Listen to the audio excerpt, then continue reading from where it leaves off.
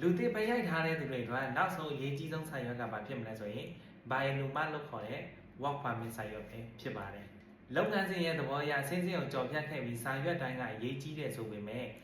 ဒီ Work Permit လောက်တော့ဘယ်စာရွက်မှအရေးမကြီးပါဘူး။မိမိလက်ထဲမှာပေါ်တော်ဟာဆိုတဲ့ငွေချေဖြတ်ပိုင်းရထားလဲစိတ်ချလို့မရသေးပါဘူး။နောက်ဆုံးအဆင့်ဖြစ်တဲ့ဒီ Work Permit စာရွက်ရမှသာလေစိတ်ချရမှာဖြစ်တယ်။မိမိရှေ့မှာဘာစာရွက်တွေပဲရခဲ့ဒီ Work Permit စာရွက်ကိုသာမရခဲ့ဘူးဆိုရင်မိမိရထားတဲ့စာရွက်တွေကလည်းဘာမှအကျုံးဝင်တော့မှမဟုတ်တော့ဘူးလက်ပွေပဲနှိပ်ထားသွေးပဲစစ်ထားပေါ်တော်ဟာဆိုမဲ့ရထားပါစေဒီ Work Permit ကိုသာမရခဲ့ဘူးဆိုရင်အရင်လိုပဲမိမိကအထောက်ထားမဲ့ပြန်ဖြစ်သွားမှာပါဒါကြောင့်မလို့ဒီ Work Permit စာရွက်ဒီနောက်ဆုံးအနေနဲ့အရေးကြီးပါတယ်မိမိလက်ထဲမှာဒီလိုမျိုး Work Permit စာရွက်မရသေးဘူးဆိုရင်မိမိရဲ့ပွဲစားကြီးကိုအမြန်ဆုံးဆက်သွယ်ပါဒီလိုပြောလို့ပွဲစားတွေကလောင်ကောင်းလောင်လိုက်မယ်မလောင်ပါနဲ့တော့12လပိုင်းကနေ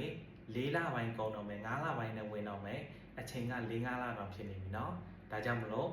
ဒီလောက်ထားတဲ့သူတွေဘက်ကိုလည်းငဲကြည့်စေချင်တယ်